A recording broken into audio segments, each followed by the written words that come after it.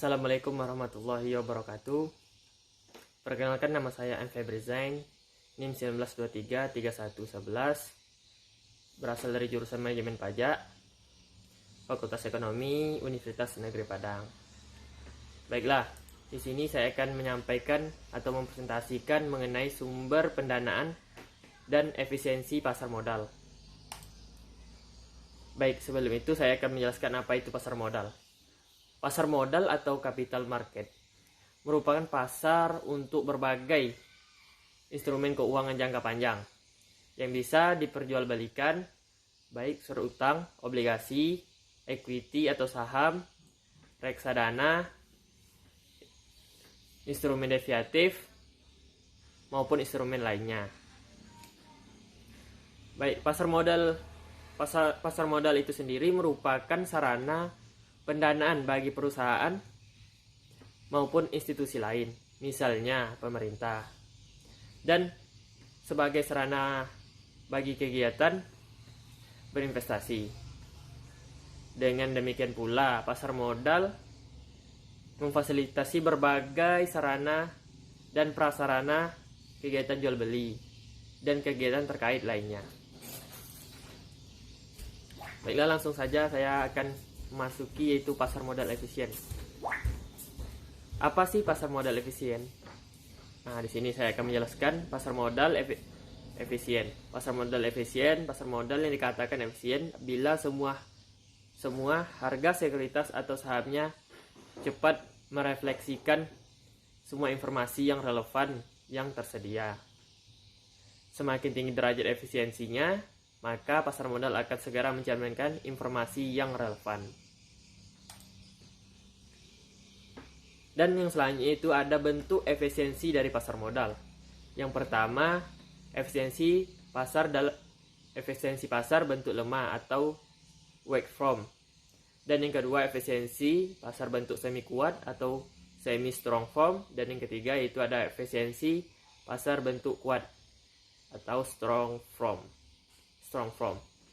Baik, di sini saya akan menjelaskan mengenai efisiensi pasar bentuk lemah. Apa sih pasar bentuk lemah itu? Baiklah, saya akan menjelaskannya. Dalam efisiensi bentuk lemah ini menyatakan bahwa data-data historis atau atas harga di masa yang akan datang.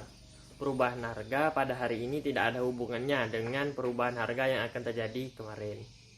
Sedangkan efisiensi pasar bentuk semi kuat atau semi strong form, studi peristiwa atau event study, merupakan studi yang mempelajari reaksi pasar terhadap suatu peristiwa yang informasinya dipublikasikan sebagai suatu pengumuman.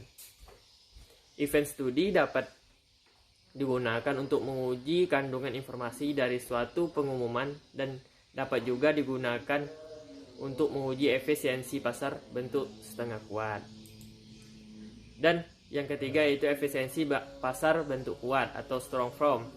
Efisiensi bentuk lemah menyatakan bahwa tidak ada satupun informasi yang tersedia baik publik maupun privat yang mengizinkan para pemodal untuk meraih keuntungan yang tidak normal secara konsisten. Bentuk ini menyatakan bahwa harga saham akan melakukan penyesuaian secara cepat terhadap informasi apapun. Bukan informasi yang tersedia bagi semua pemodal atau informasi privat. Dan yang selanjutnya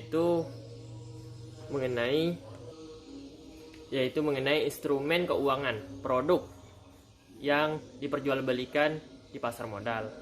Yang pertama itu ada saham, yang kedua surat utang, obligasi, reksadana, derivatif, dan yang lainnya. Dan langsung saja, yaitu kita masuk pada apa sih pendanaan perusahaan. Nah, di sini saya akan menjelaskan. Pendanaan perusahaan sendiri atau company funding adalah suntikan uang dari penyandang dana kepada perusahaan.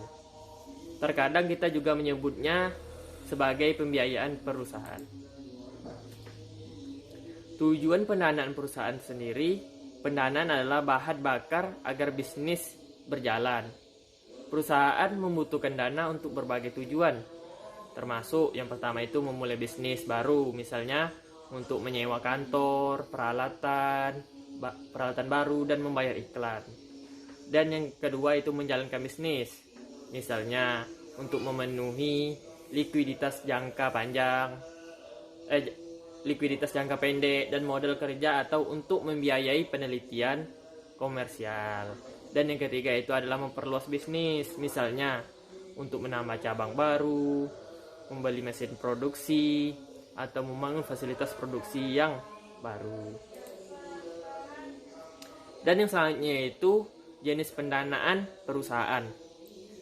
Jenis pendanaan perusahaan sendiri terbagi atas dua, yaitu pendanaan jangka pendek dan pendanaan jangka menengah panjang. Pendanaan jangka pendek ini biasanya perusahaan harus melunaskan kembali dalam waktu 1 tahun atau kurang. Contohnya adalah anjak piutang, pinjaman bank, dan commercial papers. Dan yang kedua itu pendanaan jangka menengah panjang, yaitu jatuh temponya 2 tahun atau lebih. Contoh pendanaan jangka menengah panjang adalah medium term notes, obligasi, korporasi, dan saham. Baiklah, itulah tadi hasil presentasi saya pada hari ini. Lebih dan kurang saya mohon maaf. Saya sudahi. Wassalamualaikum warahmatullahi wabarakatuh. Terima kasih.